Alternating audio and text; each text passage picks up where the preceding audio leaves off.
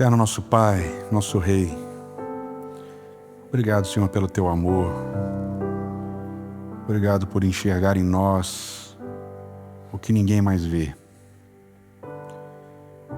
Agora, mais uma vez, que vamos estudar sobre esse amor, que Teu Espírito caminhe conosco. É o que nós pedimos em nome de Jesus. Amém, Senhor. Amém.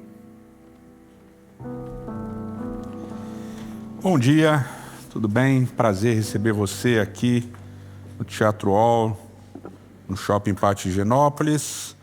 E é um prazer receber você aí, onde quer que você esteja, sua casa, seu carro, no ônibus, no metrô, no avião, sei lá, qualquer lugar.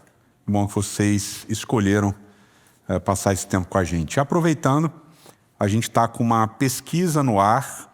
Você pode acessar as nossas redes para ver essa pesquisa. E se você se sente, de alguma maneira, parte da comunidade, ou se você gosta de acompanhar os nossos conteúdos, e se você frequenta aqui também o Teatro All, por favor, responda essa pergunta para nos ajudar a entendermos decisões que precisamos tomar em relação à comunidade, tá bom? Nós estamos na série Que Amor é Esse? É uma série que lida com o livro de Oséias.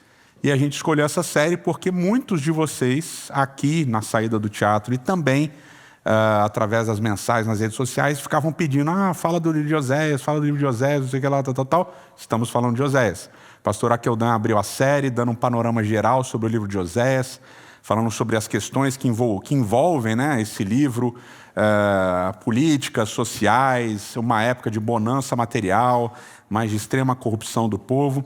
Semana passada a gente falou sobre os primeiros 3 capítulos de Oséias, sobre essa ação simbólica do profeta Oséias, que Deus ordena que ele case com uma mulher adúltera e tenha filhos com ela e tal, e como simboliza o amor de Deus, que sempre nos amou e sempre nos amará. E hoje a gente vai falar da segunda sessão literária do livro de Oséias. Então, lembrando, Oséias tem 3 sessões, capítulo 1 a 3, depois capítulo 4 a 11 e, por fim, capítulo 12 a 14. E a gente dividiu assim para ficar fácil. E o centro, né, o processo de divisão dessas sessões tem a ver com o uso da palavra riv, né, que é essa palavra, esse termo técnico que tem a ver com um processo judicial, com uma questão jurídica. Deus está apresentando uma acusação formal contra Israel numa espécie de tribunal e dizendo, olha, vocês romperam com a aliança, vocês quebraram o nosso matrimônio, vocês quebraram essa relação que a gente construiu, essa relação jurídica, inclusive, porque a aliança era uma relação jurídica, né? Era feita uma aliança, animais eram cortados e tudo, tinha todo um processo. O Monte Sinai, né? A gente tem a aspersão de sangue. Então, nessa aliança vocês quebraram, então agora eu estou apresentando, movendo uma ação contra vocês nesse processo jurídico. E no capítulo 1 a 3, no 4 a 11, no 12 a 14, isso vai se repetir. Tá? E a gente vai entender um pouquinho agora essa segunda sessão.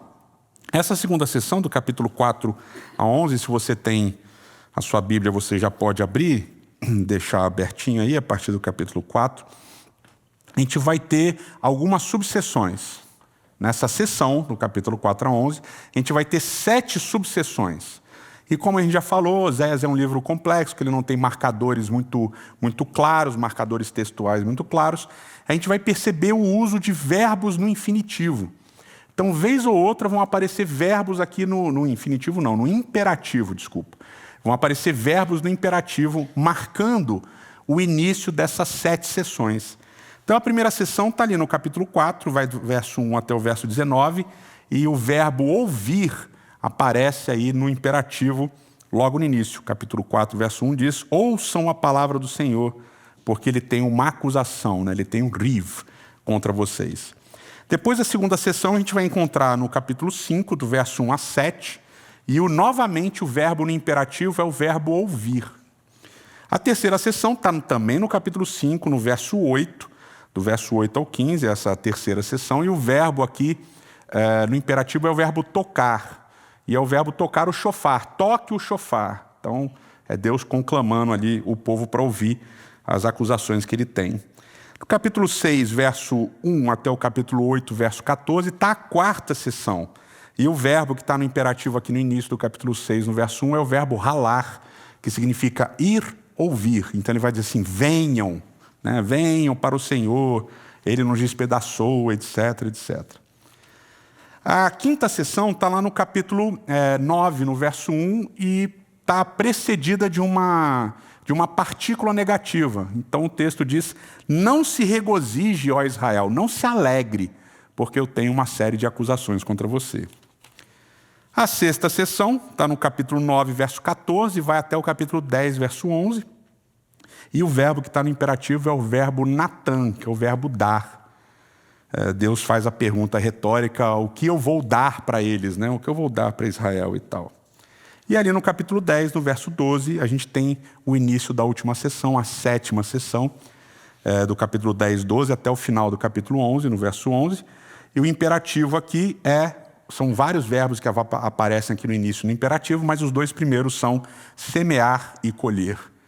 Então Deus dá uma ordem de que Israel semeie a justiça, para a fidelidade, para que possa colher bons frutos. E na sequência o texto vai dizer que Israel não semeou justiça, semeou outras coisas e por isso vai colher outras coisas também. Então são essas 7 sessões, subseções que compõem esta sessão maior, tá? E dessas 7 subseções, 6 subseções são acusações pura e simplesmente. São 6 pedaços de texto que vão martelar coisas que Israel fez, coisas que aconteceram e assim por diante. E só na última subseção, na 7ª, é que a gente vai ter uma mudança de humor. Bom, nesse processo de acusação, várias metáforas sexuais vão ser usadas o tempo todo. E a ideia de prostituição vai aparecer o tempo todo, de adultério vai aparecer o tempo todo, tá? Com várias palavras diferentes e tal, mas as nuances estão lá presentes. E há uma tendência na interpretação dessas ideias, né, desses conteúdos sexuais, de que se trata de uma espécie de metonímia. É como se a ideia de adultério e de prostituição tivesse diretamente vinculada à ideia de idolatria, à ideia de adorar a outros deuses. Então, a prostituição é um pedaço, é um recorte, ou simboliza diretamente a ideia de idolatria, de adoração aos outros deuses. Só que a construção dessas nuances aqui, a gente falou um pouco disso na semana passada, dessa questão sexual, é mais metafórica do que metonímica. Porque a metáfora ela é mais completa, ela não é a parte de um todo, ela não é uma relação de sinedoque, que é uma outra figura de linguagem e tal, mas ela vai descrever uma complexidade de relacionamentos.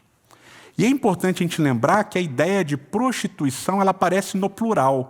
São adultérios, são prostituições, está no plural. Então indica uma variedade de situações, que é o que a gente vai trabalhar aqui hoje.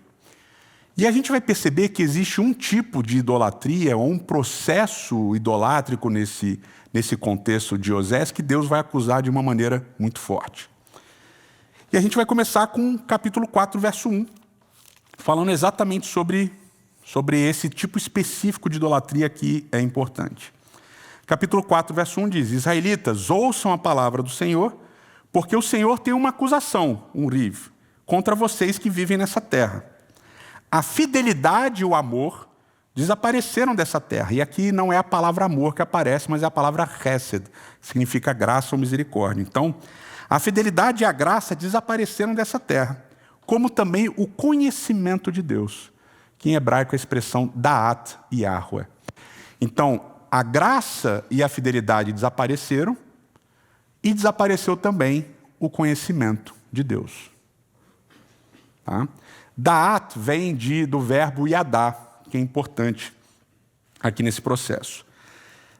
No capítulo 4, verso 6, ele vai falar novamente dessa situação. Ele vai dizer assim, meu povo foi destruído por falta de conhecimento.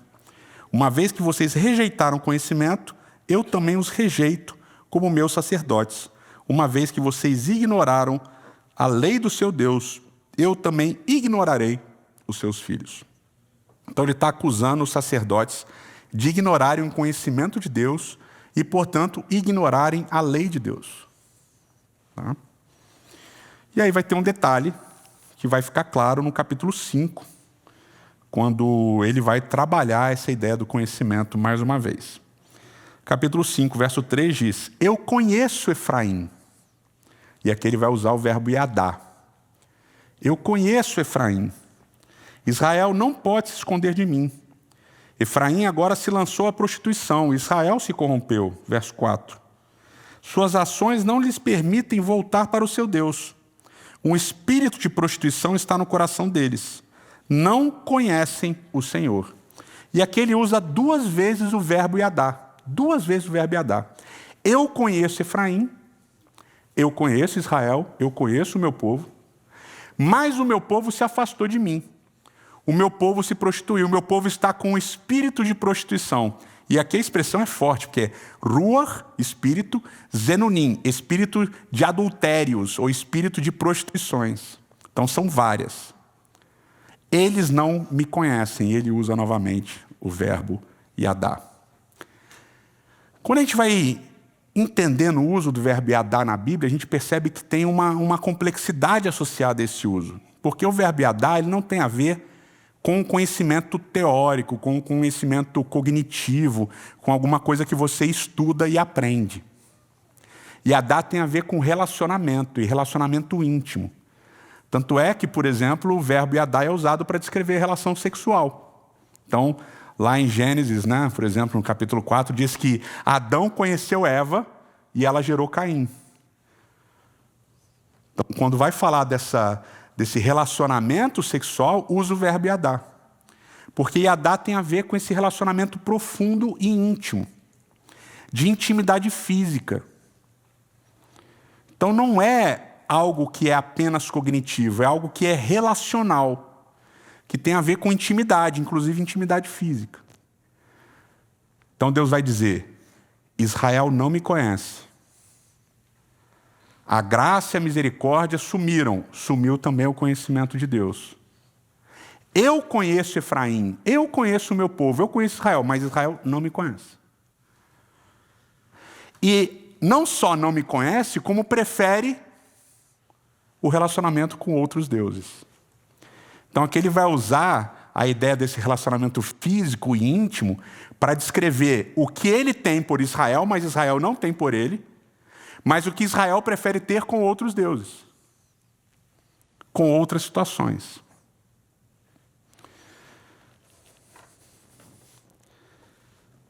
No próprio texto, voltando no capítulo 4, no verso 10, a gente tem um verso que é muito importante para a construção do raciocínio. Capítulo 4, verso 10, ele diz assim: eles comerão, mas não terão o suficiente. Eles se prostituirão, mas não aumentarão a prole, porque abandonaram o Senhor para se entregarem.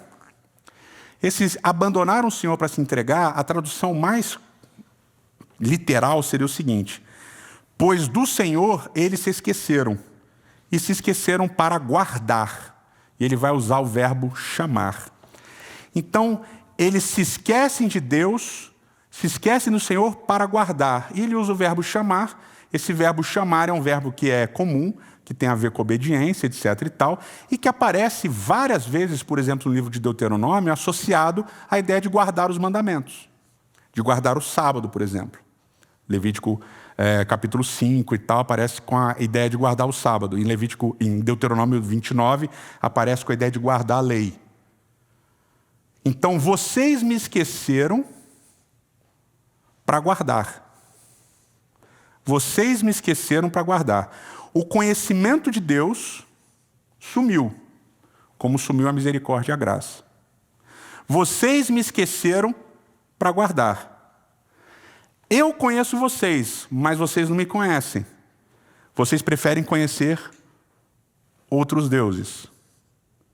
Vocês preferem o adultério, a prostituição.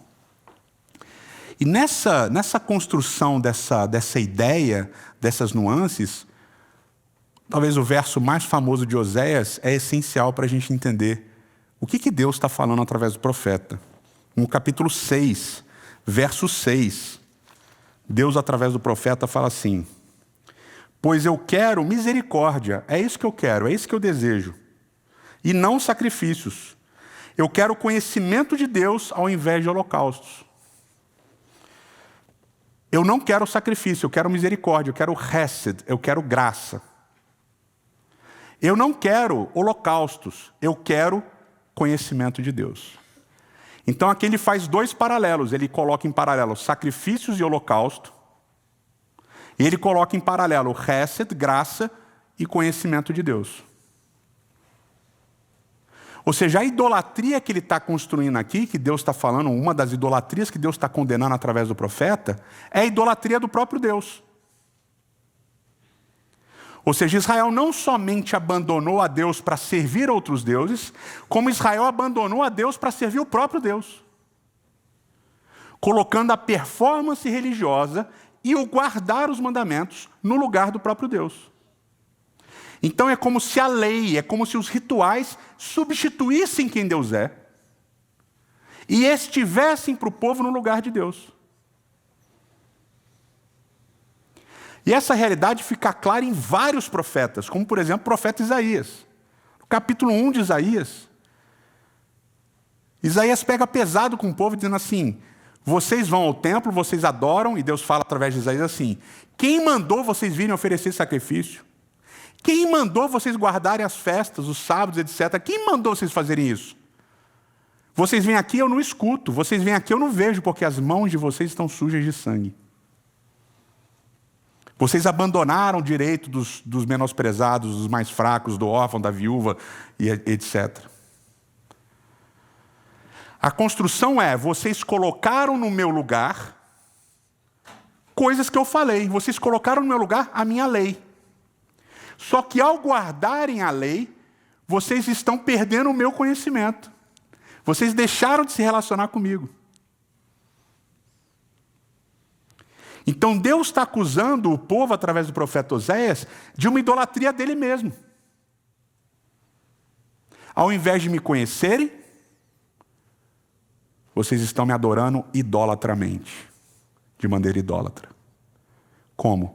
Colocando a performance religiosa, colocando a guarda dos mandamentos, colocando no meu lugar fazer coisas para mim, para me agradar.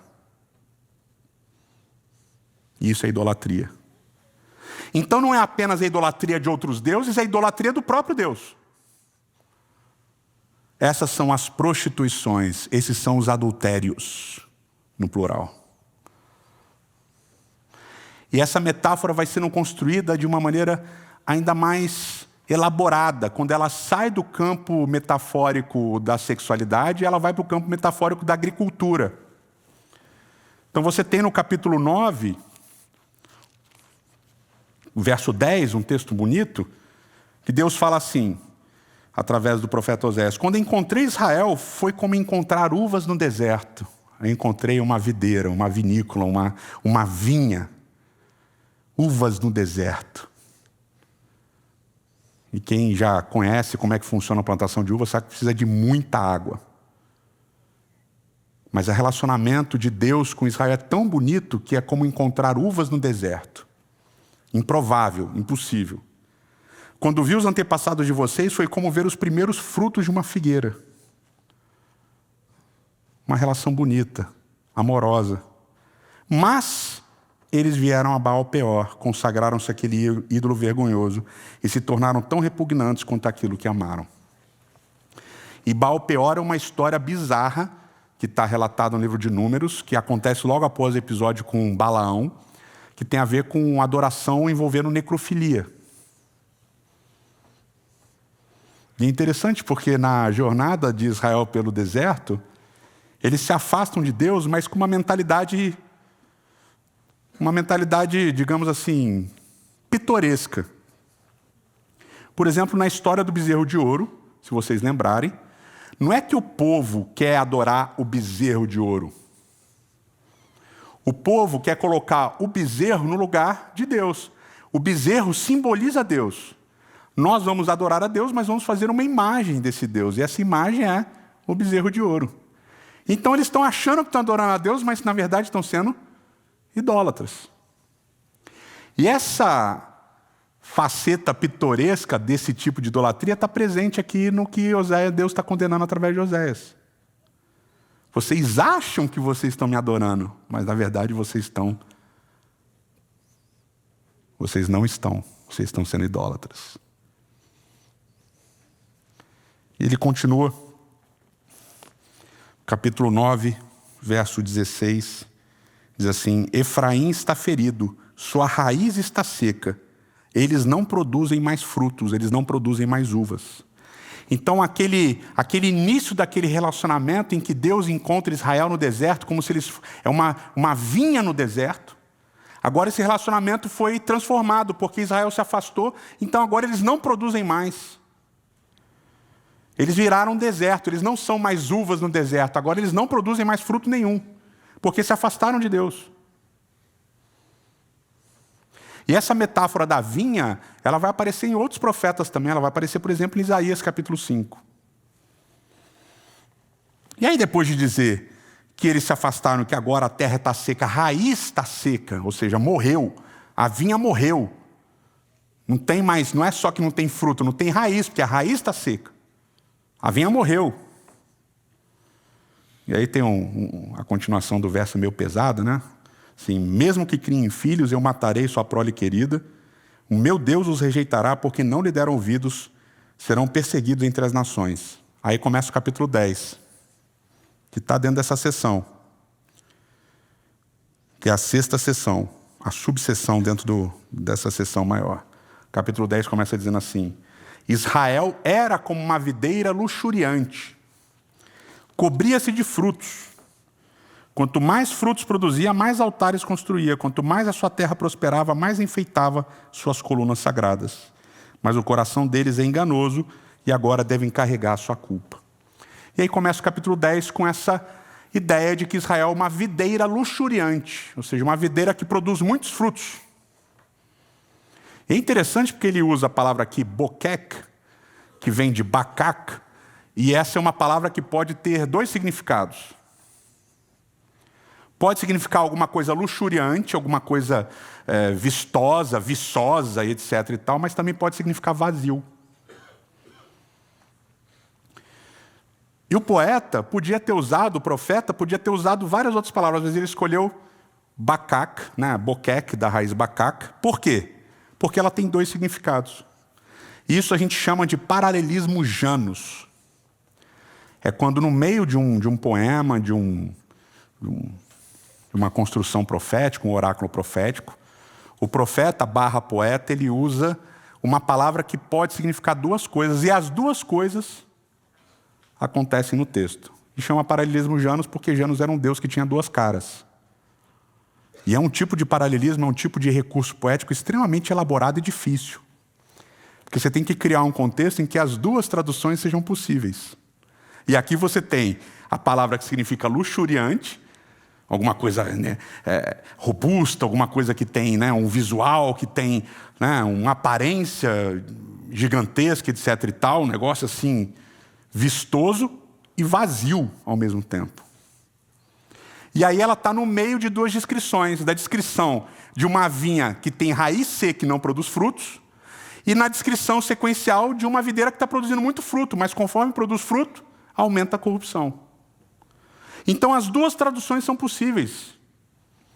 Israel é uma vinha luxuriante, mas também uma vinha vazia. E essa vinha luxuriante tem a ver com a corrupção, e essa vinha vazia tem a ver com ela estar seca, com a raiz dela estar seca. Olha que elaborado. E por que isso é impressionante? Porque, na minha opinião, esse texto aqui inspira indiretamente uma fala de Jesus que eu gosto muito no Novo Testamento, que é Mateus capítulo 7. Em Mateus capítulo 7, ali no final do Sermão do Monte, Jesus usa uma ilustração que eu gosto sempre de falar, a gente já falou aqui várias vezes, eu não vou me alongar, mas só trazer para vocês.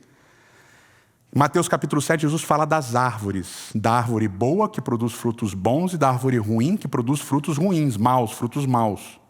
E ele fala, a árvore boa, que produz frutos bons, não pode produzir frutos maus. E a árvore má, que produz frutos maus, não pode produzir frutos maus, ou frutos bons, lembra? dessa relação. O bom produz bom, não pode produzir mal. O mal produz mal, não pode produzir bom. Lembra disso? Beleza, aí na sequência lembra o que ele fala, que a gente já falou aqui, que é confuso, porque isso é lógico, né? O que é bom, o que é mal. Aí de repente ele fala assim, muitos dirão, Senhor, em teu nome profetizamos, curamos, expulsamos demônios, etc. e tal. E aí Jesus vai dizer, não conheço vocês não fizeram a vontade do meu Pai. Ou seja, Jesus menciona frutos que aparentemente são bons, mas que no caso não são. Ou seja, é possível que uma pessoa produza aparentemente frutos bons. Mas é possível que esses frutos bons sejam completamente vazios. Porque a raiz está seca. Porque não há conexão com Deus, porque não há conhecimento de Deus, mas aparentemente ela continua produzindo frutos bons. E essa é a tensão de Mateus 7, que é justamente a tensão dessa transição do capítulo 9 para o 10 de Oséias. Israel pode até estar produzindo muitas uvas, mas essas uvas são frutos da corrupção, porque a raiz está seca. Essas uvas são frutos da prostituição, do adultério, da idolatria, inclusive da idolatria a mim. Não são frutos de uma adoração verdadeira e genuína. Porque no meu lugar, eles colocaram ritos. No meu lugar, eles colocaram lei. E abandonaram o conhecimento, abandonaram o relacionamento comigo. E esse relacionamento é a graça e a misericórdia. Não quero sacrifícios, não quero holocaustos. Eu quero graça, eu quero conhecimento. Conhecimento de mim. E aí no finalzinho, no capítulo 11, na última subseção, na 7ª, capítulo 10, verso 12, ele começa ali, ele ainda condena o povo. Se você quiser ler, capítulo 10, a partir do verso 12, ele vai falar que o povo era para ter plantado isso, mas plantou aquilo, e por isso vai colher destruição, vai colher punição. E a gente entende por toda essa narrativa do capítulo 4, 5, 6, 7, 8, 9, 10, a gente entende que toda essa construção desse oráculo, desse grande oráculo profético, a mensagem é uma só. A mensagem é, vocês quebraram a aliança. Vocês romperam o relacionamento comigo. Vocês estão errados. Eu fiz aqui uma acusação grande e mostrei que vocês estão errados. Eu tenho provas. Por isso vocês não têm escapatória. Vocês vão ser destruídos. Vocês vão ser punidos. Eu vou acabar com vocês. Porque eu estou certo e vocês estão errados. A conclusão de todos esses capítulos de Oséias, do 4 até o 10, o final do 10 é essa. Acabou. Não tem chance. Até a adoração a mim vocês erraram, vocês estão me idolatrando. Vocês esqueceram o que é o meu conhecimento. E aí de repente vem o capítulo 11. E aqui tem uma mudança de humor. E no capítulo 11 ele começa dizendo, quando Israel era menino, eu o amei. E aqui é a primeira vez que o verbo amar aparece em Oséias. Quando Israel era menino, eu o amei. E do Egito eu chamei meu filho. Mas quanto mais eu chamava, mais eles se afastavam de mim. Eles ofereceram sacrifícios aos Baalins, aos deuses, e queimaram incenso para ídolos esculpidos. Mas fui eu quem ensinou Efraim a andar, tomando pelos braços. Mas eles não perceberam que fui eu quem os curou. Eu os conduzi com laços de bondade, com laços de amor. Tirei do seu pescoço o jugo e me inclinei para alimentá-los. Eu fui atrás deles, eu amei meu povo. Eu libertei, eu tirei eles do Egito. Eles não queriam saber de mim, mas eu estava lá ensinando eles a andar. Eu estava lá ensinando, dando comida para eles, cuidando deles, protegendo deles, curando eles. Ele fala do passado, daquilo que ele já fez pelo povo.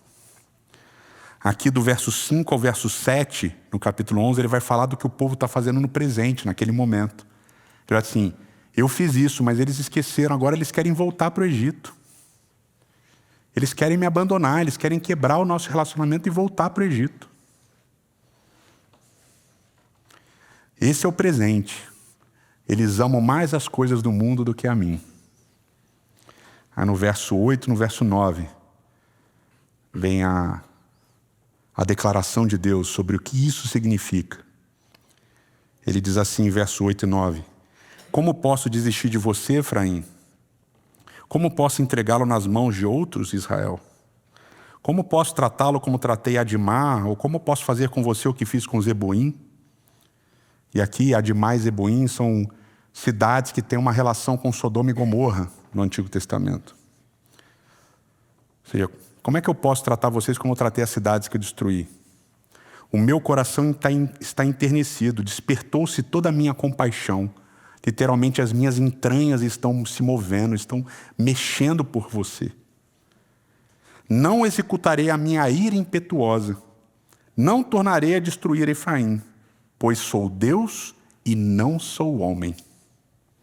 O santo no meio de vocês. Não virei com ira. Eles seguirão o Senhor, pois o Senhor rugirá como leão. Olha que lindo que ele está dizendo aqui. Eu amei vocês. Eu fiz tudo por vocês. Mas agora vocês querem me largar e querem voltar para a vida antiga que vocês tinham. E por tudo que eu apresentei aqui, ao longo de todos esses capítulos, ao longo de todas essas falas, o meu direito era destruir vocês. O meu direito era acabar com vocês. Esse é o processo jurídico. Sabe o processo jurídico? Eu tenho direito de condenar vocês. Mas como é que eu posso fazer isso? Como é que eu posso pensar em destruir vocês? Eu amo vocês. Eu amo vocês. E essa frase que eu acho linda, eu acho de uma beleza terrível. Porque mostra quem a gente é e quem Deus é. Ele fala assim: eu não vou destruir vocês, eu não vou punir vocês, eu não vou condenar vocês. Sabe por quê? Porque eu não sou homem. Eu sou Deus. E por ser Deus, eu vou agir com graça, com amor e com misericórdia. E o que Deus vai fazer? Verso 11 diz assim: virão voando do Egito como aves, da Assíria como pombas. Eu os estabelecerei em seus lares, palavras do Senhor. É interessante como ele faz essa do nada, eles virão como aves voltando do Egito. Porque lá no capítulo 7, no verso 11 e 12, olha o que ele diz. Capítulo 7, verso 11 e 12. Efraim é como uma pomba, facilmente enganada e sem entendimento. Ora apela para o Egito, ora apela para a Síria. Quando se forem, atirarei sobre eles a minha rede, e eu os farei descer como as aves dos céus. Quando os ouvirem em sua reunião, eu os apanharei. Ele usa essa ideia, essa imagem de Israel ser como ave, ser como pomba, negativamente.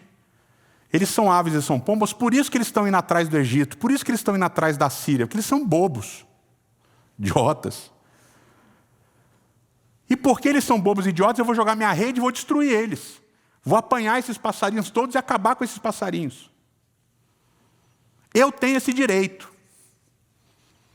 Aqui no processo eu tenho esse direito, eu ganhei, eu posso fazer o que eu quiser, eu posso cobrar, porque vocês quebraram a aliança.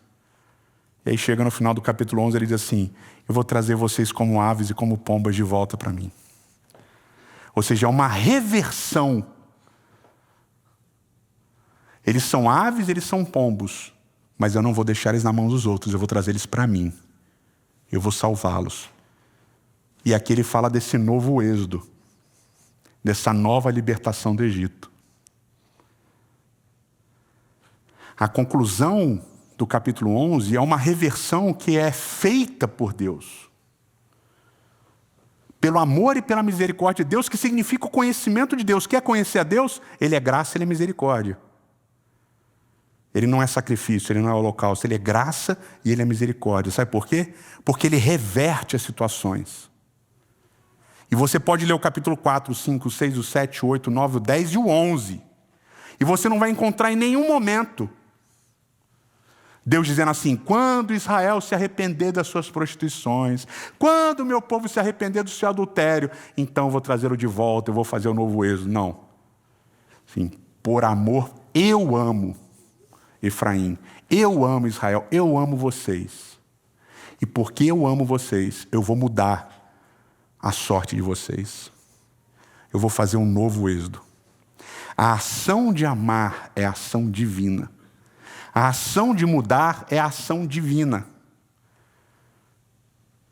E Deus muda o que ele tinha direito de fazer e ele fala: eu mudo. E ao invés de juízo, eu trago salvação, perdão, graça, transformação, porque eu não sou homem, eu sou Deus. E essa é a mensagem dessa segunda parte do livro de Oséias. Porque eu sou Deus e não homem. Ao invés de punir e destruir, eu vou restaurar, resgatar, porque eu amo vocês. Eterno nosso Pai e nosso Rei, Senhor, muito obrigado, porque o Senhor não é como a gente. Porque ao invés de exigir os seus direitos, porque ao invés de exigir que a punição e a destruição que o Senhor tinha direito de executar, ao invés de insistir nisso, o Senhor insiste em amar, em perdoar, em agir com graça e com amor. Obrigado por esse teu amor gigantesco por cada um de nós. Que esse amor transborde nos nossos corações, no nosso coração, na nossa mente. Que esse amor transborde em nós e para além de nós. Para que esse amor transforme não apenas a nossa vida, mas a vida de todos ao nosso redor. Que a gente sinta que é amado. Que a gente sinta que não importa quem sejamos, somos e seremos sempre amados por Ti. Porque é o Teu amor, e o Senhor não é como a gente. O Senhor é Deus. Te agradecemos por isso. Em nome de Cristo Jesus. Amém.